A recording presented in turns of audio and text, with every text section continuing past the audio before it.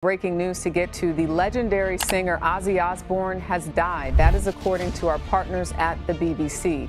His death comes just weeks after he reunited with his former band Black Sabbath for a farewell concert. There are moments in music history that stop the world cold. The kind of news that travels faster than any headline, that hits you somewhere deep before you even finish reading the sentence. When the name Ozzy Osbourne surfaced alongside the word autopsy, the world paused. Not because it was entirely unexpected. Those who had followed his final years knew the body of the Prince of Darkness had been waging a long, private war, but because nothing about Ozzy Osbourne was ever supposed to end quietly. He was a man who cheated death so many times it almost seemed like a bit, a gimmick, a part of the legend. And then it wasn't. What emerged from the clinical language of the official post-mortem examination wasn't just a cause of death. It was a full accounting of a life lived at maximum velocity, one that had been paying the price in silence for far longer than anyone realized. The disturbing details buried within that report have since sparked conversations among fans, medical professionals, and rock historians alike. Because the story the autopsy tells isn't just about how Ozzy Osbourne died. It's about how hard he fought to stay alive, and what that fight actually cost him.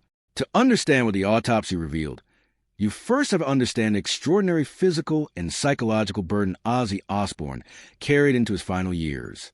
Born John Michael Osbourne on December 3, 1948, in Aston, Birmingham, he grew up in a cramped household with 5 siblings, a factory-working mother, and a father who pulled night shifts as a toolmaker. Poverty, undiagnosed learning disabilities, almost certainly dyslexia and ADHD, and relentless bullying shaped a young man who felt invisible to the world. Music was the only door he could find that opened. He found his people in Tony Iommi, Geezer Butler, and Bill Ward, and together they became Black Sabbath, a band that didn't just pioneer heavy metal but essentially invented it. Ozzy's vocals were unlike anything the genre had produced before, eerie, melodic, capable of conveying genuine dread and genuine anguish in the same breath. Albums like Paranoid and Master Reality weren't just commercial successes. They were cultural seismic events that rattled a generation raised on optimism and sold them something rawer and more honest. But the stage version of Ozzy Osbourne, wild-eyed, bat-biting, unpredictable, was only half the story. The other half involved a body and mind that absorbed decades of punishment. Alcohol and drug addiction consumed his 20s and 30s. His firing from Black Sabbath in 1979 sent him into freefall. His solo comeback, anchored by the brilliant guitar work of the late Randy Rhoads on Blizzard Oz, rebuilt him. But the lifestyle continued. Every high came with a physical cost. Every tour left another scar. By the time Ozzy Osbourne stepped on stage for his final Black Sabbath performance in Birmingham on July 5, 2025, seated on a throne, visibly frail but vocally unmistakable, his medical history read less like a biography and more like a war report. The most catastrophic single event came in January 2003, when he suffered a near-fatal quad bike accident at his Buckinghamshire estate. The crash fractured his collarbone, 8 ribs, and a vertebra in his neck. He was placed in a medically induced coma. Medical staff were uncertain whether he would survive, let alone walk again. He did both, but the injuries left permanent damage. Metal rods were inserted into his spine. Nerve pathways were disrupted. Chronic pain became a daily companion from that point forward. In 2019, a fall at his Los Angeles home shifted those same spinal rods, requiring emergency surgery. The recovery was brutal and prolonged. Touring plans were scrapped.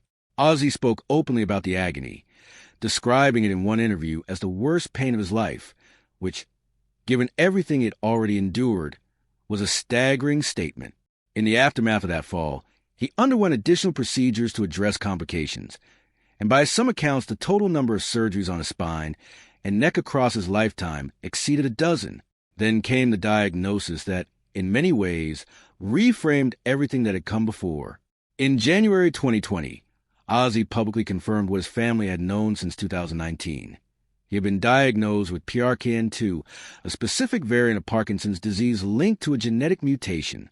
It progresses differently from the more commonly known form and can interact with other neurological conditions in deeply complex ways. The tremors visible in his hands, the cautious and shuffling movements the public had been watching for years. They were never simply the effects of age. They were symptoms of a disease that had no cure and showed no mercy.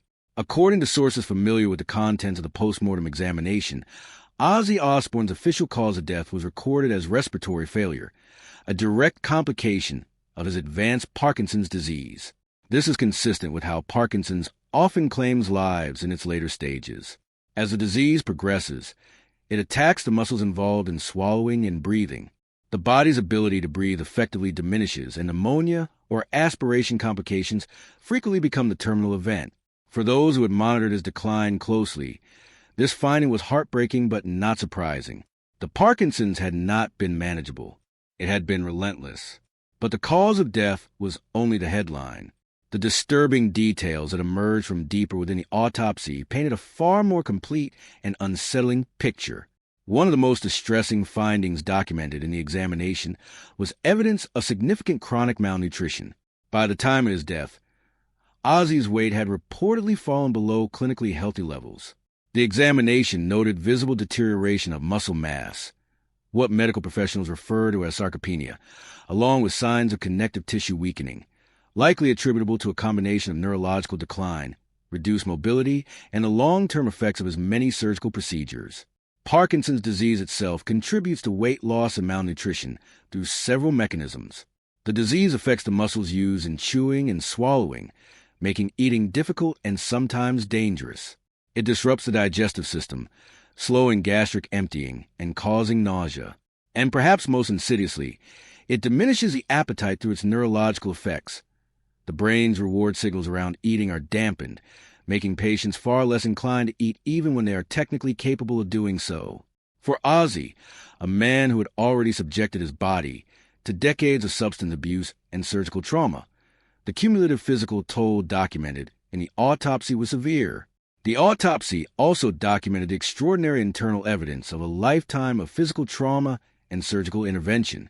Partially healed scar tissue from multiple spinal and cervical procedures was noted throughout the examination.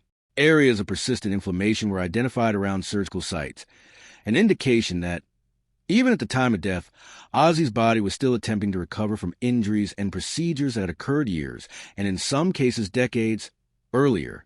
Chronic inflammation of this kind carries serious consequences well beyond what is visible on the surface.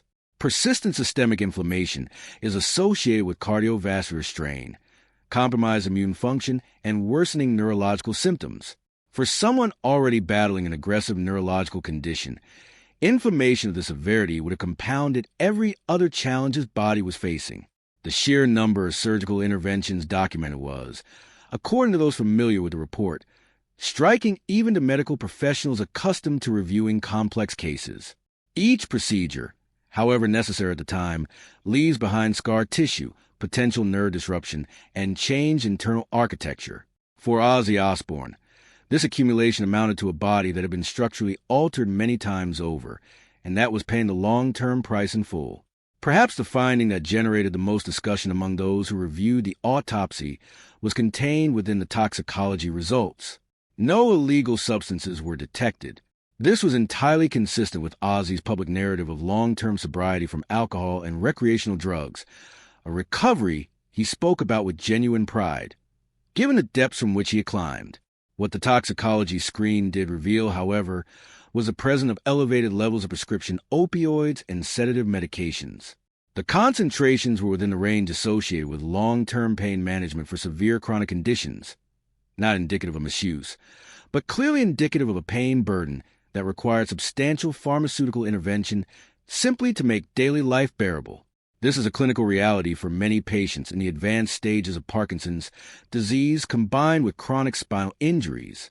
The medications required are significant, and they carry their own risks, including effects on respiratory function, which, given his recorded cause of death, carries a particular and sobering resonance. The autopsy findings, read in sequence, tell the story of a body managing cascading systems of failure, each one connected to next, each one requiring intervention that introduced its own complications. Beyond the physical findings, those who were close to Ozzy in his final months have spoken carefully and with evident grief about the changes they observed in him. The withdrawal that set in during the final stretch was notable to those who knew him well. Studio time. For decades, a sanctuary, a place where he felt most himself, became infrequent, then rare. Conversations grew shorter. The man who had spent 50 years giving everything he had to audiences around the world was, by all accounts, turning inward. Those who loved him interpreted this, understandably, as exhaustion. The fatigue of a man who had fought for so long that the reservoir had simply run low, and they were not wrong. But in retrospect, those closest to him have quietly acknowledged that what they were witnessing was also something more final. A man who had made peace with what he had accomplished. A man gradually releasing his grip. He had, after all, done what he set out to do. That final concert in Birmingham, the city where a bullied, dyslexic kid from a working-class family had first heard the Beatles and decided he wanted to be part of something bigger, was everything. He sat on that throne and he sang, and the voice was still his. Trembling, yes. Older, certainly. But unmistakably, irreducibly, completely Ozzy Osbourne. The crowd that filled Villa Park didn't come to watch a man perform. They came to stand in the presence of someone who had meant something real to them, someone whose music had been there in the dark hours, in the moments when nothing else made sense, in the years when being different felt like a curse, and Ozzy's entire existence argued back that it was not. Among the details that have circulated in the aftermath of the autopsy report, one stands apart from the clinical findings entirely.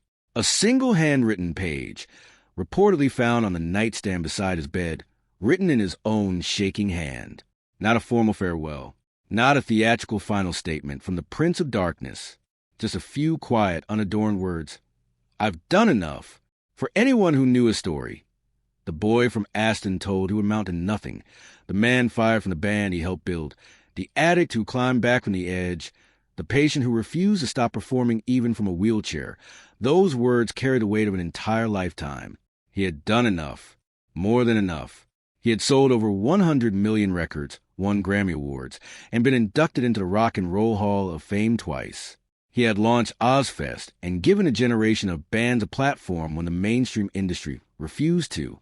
He had made reality television human and strange and real.